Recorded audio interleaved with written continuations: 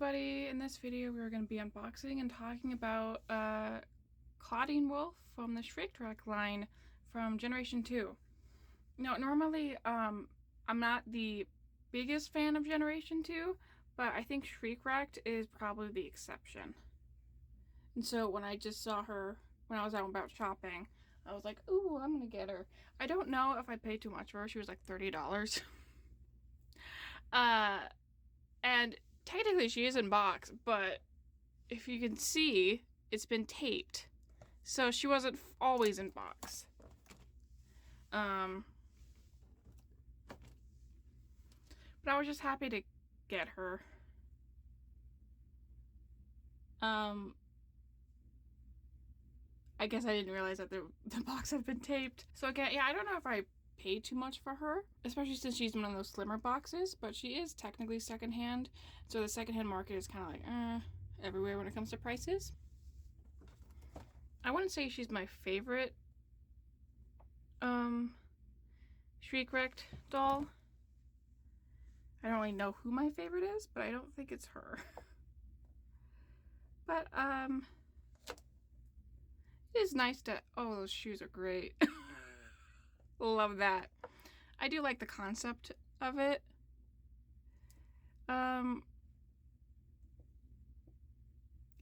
Yeah.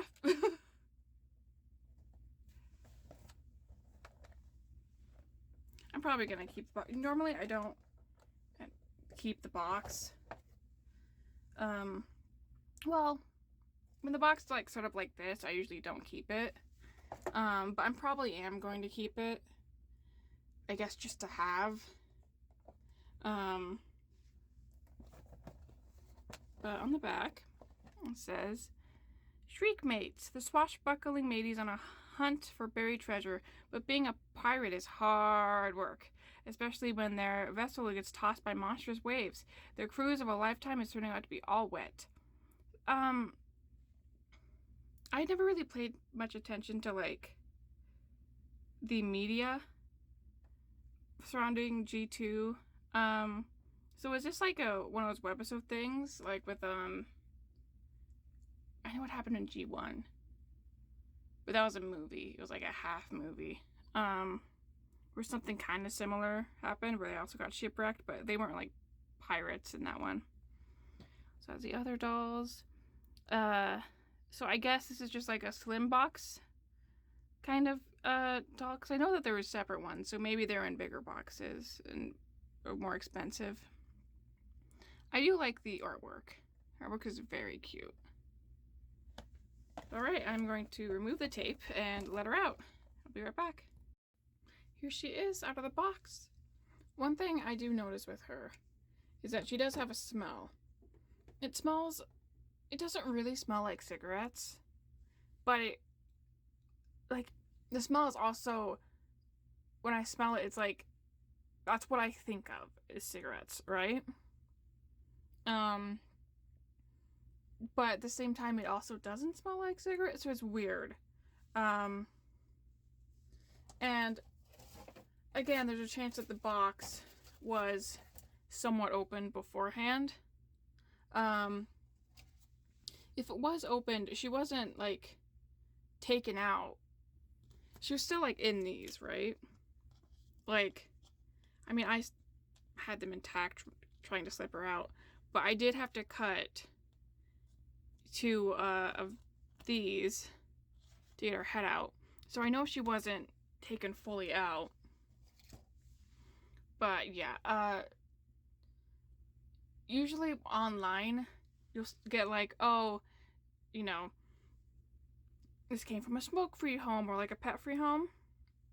But because I got her like in person at a store, I'm thinking that, you know, like it just, that kind of information just wasn't there. And because it wasn't noticeable when she was in her box, but it is noticeable now. But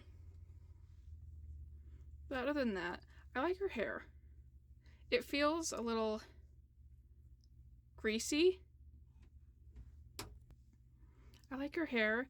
It is a little, like, it feels gluey, Like, it feels like there's some product in it. But I'm too afraid of trying to wash it. Just because I don't know how stable this this headband is. So I guess we'll see. And if one day her hair is just like out and the headband is, because it kind of already looks like it broke. But we'll just see how long it lasts.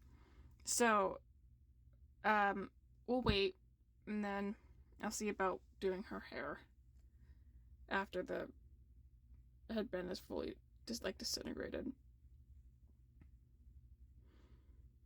The hat thing goes all the way, which I was surprised about. It's connected with this, and then also obviously these little tags you can take off. The head mold is a little bit weird to me.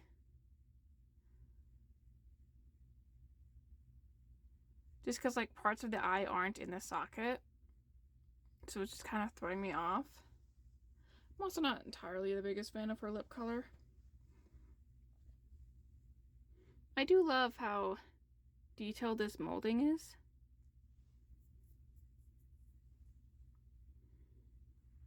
Like for the necklace.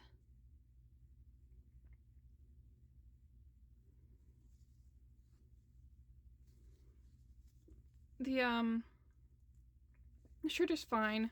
So is the pants. It's fine. The belt is nice. I wish it painted this part that's like supposed to be like a different part of the belt. So her shoes. Again, there are things I wish that they painted on this, like more. I wish they did more painting. But I feel like that's to be expected with Monster High.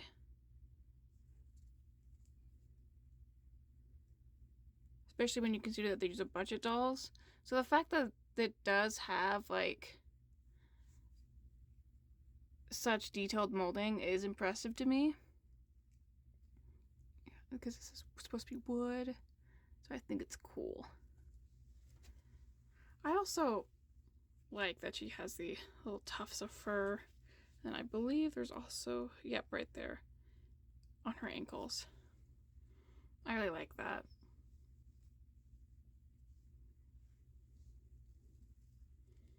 She also comes with a bag, which can be opened, and you can put things in there, though you don't really have much to put in there. It's the back of it. This is the front of it. Again, I like how detailed it is. So I'm really easy to please, apparently. But yeah, I don't really know where I'm gonna put her. I don't have a space for G2 dolls. But I mean, I'm happy I have her. I think she's nice. I wish she smelled different. And I honestly wish her outfit was a bit nicer, you know? Her outfit didn't look so cheap. But, you know, this was G2. And I think this was G2, and I'm thinking this is also cheap for G2, because it was like in a thinner box. So, you know, what am I expecting? I do like her, though. I like the colors. And I like the theme. And I like all the molding. But that, I think, is going to be it for this video. I hope you enjoyed this video. The next video, we're going to go back to looking at another doll I have from, like, the Outrageous Millennials. From, well, you know, LOL OMG. And then after that, we're going to do another video on Monster High. It's probably also going to be a shorter one, because it's one of the slim box dolls. We're gonna be reviewing Heath. Thank you so much for watching. I hope you all have a wonderful rest of your day. Goodbye.